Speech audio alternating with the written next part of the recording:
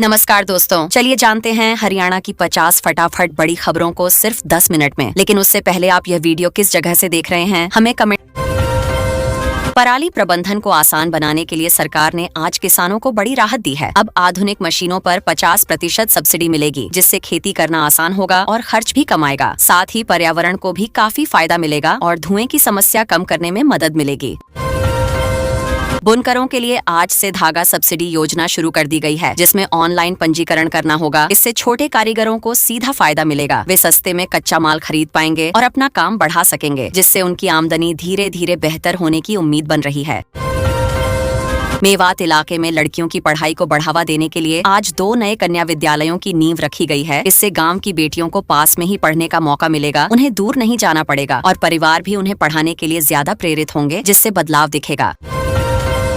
चंडीगढ़ में आज मुख्यमंत्री नायब सिंह सैनी ने कानून व्यवस्था को लेकर अधिकारियों के साथ बैठक की, जिसमें उन्होंने साफ कहा कि किसी भी तरह की लापरवाही बर्दाश्त नहीं होगी। लोगों की सुरक्षा सबसे जरूरी है और हर हाल में प्रदेश में शांति और व्यवस्था बनाए रखना प्रशासन की जिम्मेदारी है। सिरसा में हाल ही में हुई ओलावृष्टि के बाद आज कृषि विभाग की टीमें खेतों में पहुंच गई हैं। वे फसलों के नुकसान का आकलन कर रही हैं, ताकि जल्द से जल्द किसानों को मुआवजा मिल सके और उन्हें ज्यादा परेशानी का सामना न करना पड़े। इसके लिए रिपोर्ट तैयार की जा रही है। जींद के सफीदों इलाके में विकास रैली के बाद अब नई सड़क परियोजनाओं का सर्वे शुरू हो गया है। अधिकारी जगह जगह जाकर स्थिति देख रहे हैं। इससे आने वाले समय में सड़कें बेहतर होंगी और लोगों को आने जाने में काफी सहूलियत मिलेगी, जिससे क्षेत्र का विकास भी तेज होगा। हिसार के कृषि विश्वविद्यालय में आज जलवायु परिवर्तन और खेती को लेकर अंतर्राष्ट्रीय संगोष्ठी शुरू हुई है, जिसमें कई विशेषज्ञ हिस्सा ले रहे हैं। वे किसानों को नई तकनीक और बदलते मौसम के अनुसार खेती के तरीके बता रहे हैं, जिससे खेती को सुरक्षित और फायदेमंद बनाया जा सके। गुरुग्राम में द्वारका एक्सप्रेसवे के पास नए सेक्टरों में आज से अंडरग्राउंड बिजली लाइन बिछाने का काम शुरू हुआ है। इससे बिजली व्यवस्था मजबूत होगी, कटौती कम होगी और लोगों को सुरक्षित और बेहतर सुविधा मिलेगी, जिससे रहने वाले लोगों को काफी राहत मिलने वाली है। रोहतक के महर्षि दयानंद विश्वविद्यालय ने आज नए सत्र का शेड्यूल जारी कर दिया है। इससे छात्रों को समय पर जानकारी मिल जाएगी। वे अपनी पढ़ाई की योजना सही से बना सकेंगे और एडमिशन प्रक्रिया भी आसानी से पूरी कर पाएंगे, जिससे किसी तरह की भागदौड़ नहीं होगी। अंबाला छावनी में 1857 के शहीदों के स्मारक के रखरखाव के लिए आज नया विशेष विंग बनाया गया है। इसका मकसद ऐतिहासिक धरोहर को सुरक्षित रखना है, ताकि आने वाली पीढ़ियां भी इसके महत्व को समझ सकें और इतिहास से जुड़ाव बना रहे। इस दिशा में कदम उठाया गया। कुरुक्षेत्र के ब्रह्म सरोवर पर आज विशेष महाआरती का आयोजन किया गया, जिसमें बड़ी संख्या में श्रद्धालु शामिल हुए। पूरे माहौल में भक्ति और श्रद्धा का रंग देखने को मिला। लोग परिवार के साथ पहुंचे और पूजा में भाग लिया, जिससे धार्मिक वातावरण और भी ज्यादा मजबूत बना।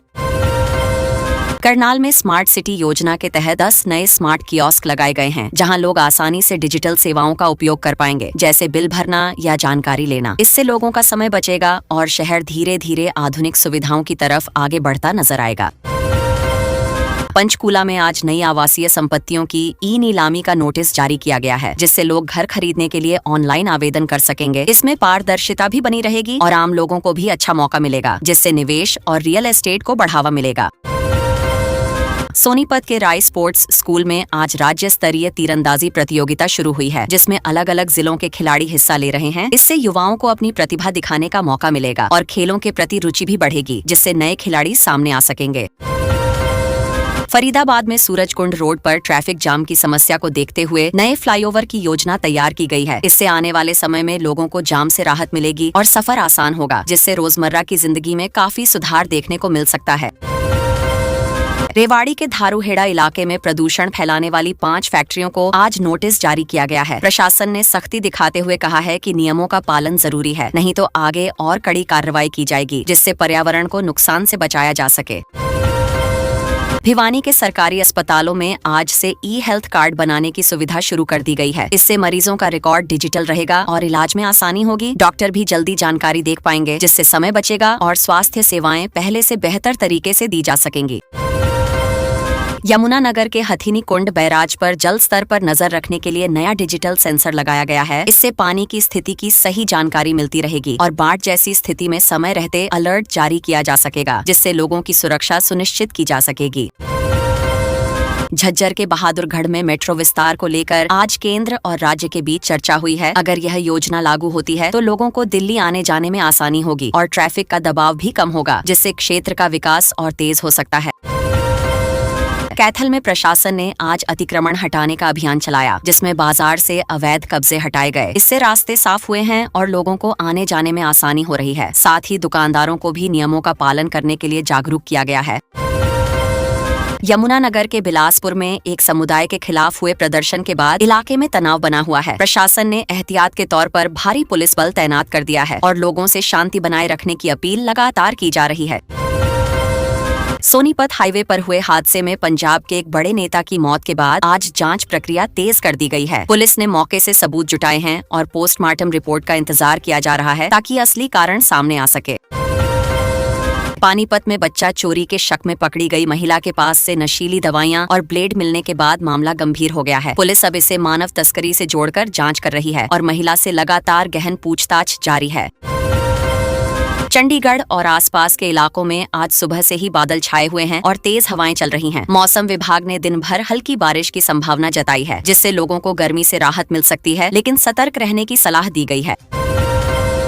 आंधी और तूफान के कारण कई गांवों में बिजली के खंभे गिर गए हैं, जिससे रात भर ब्लैकआउट की स्थिति बनी रही। बिजली विभाग की टीमें लगातार मरम्मत कार्य में जुटी हैं और जल्द से जल्द सप्लाई बहाल करने की कोशिश कर रही हैं। फसलों के नुकसान को लेकर जींद में आज किसानों की एक बड़ी महापंचायत बुलाई गई है। किसान संगठन सरकार से उचित मुआवजे और जल्द सर्वे की मांग कर रहे हैं। वहीं प्रशासन स्थिति पर नजर बनाए हुए है। झज्जर पुलिस ने दिल्ली सीमा के पास से 2 बदमाशों को अवैध हथियारों की खेप के साथ गिरफ्तार किया है। पुलिस को गुप्त सूचना मिली थी, जिसके आधार पर कार्रवाई करते हुए यह बड़ी सफलता हासिल की गई है और आगे जांच जारी है। शिक्षा विभाग ने अतिथि अध्यापकों के समायोजन को लेकर नई गाइडलाइंस जारी की हैं। इसमें उनकी नियुक्ति, स्थानांतरण और सेवा शर्तों को स्पष्ट किया गया है, ताकि शिक्षकों को स्थिरता मिल सके और स्कूलों में पढ़ाई सुचारू चलती रहे। गुरुग्राम के हीरो होंडा चौक पर बारिश के बाद जलभराव की स्थिति बन गई है, जिससे ट्रैफिक प्रभावित हुआ है। पुलिस ने तुरंत डायवर्जन प्लान लागू कर दिया है और लोगों से वैकल्पिक रास्तों का उपयोग करने की अपील की जा रही है। करनाल में विजिलेंस टीम ने नगर निगम के एक क्लर्क को रिश्वत लेते हुए रंगे हाथों पकड़ लिया है। यह कार्रवाई शिकायत मिलने के बाद की गई, जिससे विभाग में हड़कंप मच गया है और आगे की जांच लगातार जारी है। हरियाणा के 3 मुक्केबाजों का चयन अंतर्राष्ट्रीय टूर्नामेंट के लिए हुआ है, जिससे खेल जगत में खुशी का माहौल है। खिलाड़ियों ने अपनी मेहनत का श्रेय कोच और परिवार को दिया और बेहतर प्रदर्शन करने का भरोसा भी जताया है। अंबाला कैंट में नए बस स्टैंड के निर्माण कार्य का आज अधिकारियों ने निरीक्षण किया। उन्होंने काम की गुणवत्ता और गति की समीक्षा की और संबंधित एजेंसियों को तय समय पर काम पूरा करने के सख्त निर्देश भी दिए। सिरसा में पुलिस ने ऑपरेशन क्लीन के तहत 5 नशा तस्करों को गिरफ्तार किया है। पिछले 24 घंटों में की गई इस कार्रवाई से इलाके में हड़कंप मच गया है और पुलिस आगे भी अभियान जारी रखने की बात कह रही है। हिसार एयरपोर्ट से घरेलू उड़ानों के विस्तार को लेकर आज एक अहम बैठक आयोजित की जा रही है। इसमें नागरिक उड्डयन विभाग के अधिकारी शामिल होंगे और भविष्य की योजनाओं पर विस्तार से चर्चा की जाएगी। कुरुक्षेत्र यूनिवर्सिटी में खराब मौसम को देखते हुए आज होने वाली कुछ परीक्षाओं को स्थगित करने की चर्चा चल रही है। छात्र लगातार जानकारी लेने में जुटे हैं और प्रशासन जल्द आधिकारिक घोषणा करने की तैयारी में लगा हुआ है। भिवानी बोर्ड ने उत्तर पुस्तिकाओं की जांच प्रक्रिया तेज करने के निर्देश दिए हैं, ताकि परिणाम समय पर घोषित किए जा सकें। इसके लिए अतिरिक्त स्टाफ लगाया जा रहा है और मूल्यांकन कार्य में तेजी लाई जा रही है। दिल्ली जयपुर रेल रूट पर चल रहे कार्य के कारण रेवाड़ी से गुजरने वाली कई ट्रेनें देरी से चल रही हैं। यात्रियों को असुविधा का सामना करना पड़ रहा है और रेलवे ने सभी से धैर्य रखने की अपील की है। कैथल में शादी के नाम पर ठगी करने वाले लुटेरी दुल्हन गैंग के 2 सदस्यों को पुलिस रिमांड पर लिया गया है। पुलिस अब उनसे पूछताछ कर अन्य मामलों की जानकारी जुटाने में लगी हुई है। महेंद्रगढ़ में गर्मी शुरू होने से पहले पेयजल समस्या को दूर करने के लिए नई पाइपलाइन का प्रस्ताव पास किया गया है। जन स्वास्थ्य विभाग जल्द काम शुरू करने की तैयारी में है, ताकि लोगों को समय पर राहत मिल सके। फरीदाबाद में एक व्यक्ति से साइबर ठगी के जरिए 10 लाख रुपए की धोखाधड़ी की गई है। पुलिस ने तुरंत बैंक से संपर्क कर ट्रांजैक्शन रोकने की कोशिश की और मामले की जांच शुरू कर दी है। पंचकूला को जीरो वेस्ट सिटी बनाने के लिए आज एक विशेष सफाई अभियान शुरू किया गया है। इसमें लोगों को जागरूक किया जा रहा है और कचरा प्रबंधन को बेहतर बनाने के प्रयास लगातार किए जा रहे हैं। फतेहाबाद की अनाज मंडी में गेहूं की आवक शुरू होने से पहले सफाई और लाइट व्यवस्था को दुरुस्त किया गया है। प्रशासन ने किसानों को बेहतर सुविधाएं देने के लिए पूरी तैयारी पहले से ही कर ली है। नारनौल में तेज आंधी के कारण कई पेड़ उखड़ गए और रास्ते बंद हो गए हैं। प्रशासन की टीमें मौके पर पहुंचकर रास्तों को साफ कर रही हैं और लोगों को सावधानी बरतने की सलाह लगातार दी जा रही है। पलवल में स्किल डेवलपमेंट सेंटर के जरिए आज 500 युवाओं को रोजगार से जुड़े प्रमाण पत्र दिए गए हैं। इससे उन्हें नौकरी पाने में मदद मिलेगी और वे अपने पैरों पर खड़े हो सकेंगे, जिससे आत्मनिर्भर बनने की दिशा में यह एक अच्छा कदम माना जा रहा है। चरखी दादरी में सिंचाई के लिए नहरों में पानी छोड़ने का नया रोस्टर जारी किया गया है। इससे किसानों को समय पर पानी मिलेगा और फसलें अच्छी होंगी, जिससे उनकी आमदनी बढ़ेगी और खेती से जुड़ी परेशानियां भी काफी हद तक कम हो सकेंगी। महेंद्रगढ़ के नारनौल में नए बस स्टैंड के सौंदर्यीकरण का काम आज से शुरू हो गया है। इससे यात्रियों को बेहतर सुविधा मिलेगी और शहर की तस्वीर भी बदलेगी, जिससे बाहर से आने वाले लोगों पर अच्छा प्रभाव पड़ेगा और सफर भी आरामदायक होगा। हरियाणा सरकार ने आज 10 HSCS अधिकारियों के तबादले और नई नियुक्तियों के आदेश जारी किए हैं। इससे प्रशासनिक व्यवस्था में सुधार होगा और कामकाज में तेजी आएगी, जिससे आम जनता को भी बेहतर सेवाएं मिलने की उम्मीद की जा रही है। हिसार के प्रमुख बाजारों में नो वेंडिंग जोन लागू करने का फैसला लिया गया है। इससे भीड़ कम होगी और ट्रैफिक की समस्या भी घटेगी, जिससे लोगों को बाजार में आने जाने में सुविधा मिलेगी और व्यवस्था पहले से बेहतर दिखाई देगी। गुरुग्राम के मानेसर इलाके में नए फायर स्टेशन की आधारशिला रखी गई है। इससे आपात स्थिति में तुरंत मदद मिल सकेगी और आसपास के उद्योगों की सुरक्षा भी मजबूत होगी, जिससे लोगों को भरोसा मिलेगा कि जरूरत के समय मदद जल्दी पहुंचेगी। सोनीपत के खरखौदा में बन रहे मारुति प्लांट के पास नई सहायक इकाइयों के लिए जमीन देना शुरू कर दिया गया है। इससे रोजगार के नए अवसर पैदा होंगे और इलाके का औद्योगिक विकास तेजी से आगे बढ़ेगा, जिससे स्थानीय लोगों को सीधा फायदा मिलेगा।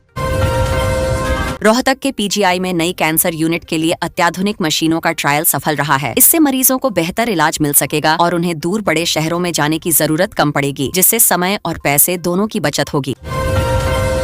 अंबाला के नारायणगढ़ में सामुदायिक स्वास्थ्य केंद्र के नए भवन का आज निरीक्षण किया गया है। इससे स्वास्थ्य सुविधाएं बेहतर होंगी और लोगों को अपने ही इलाके में अच्छा इलाज मिल सकेगा, जिससे मरीजों को इधर उधर भटकना नहीं पड़ेगा।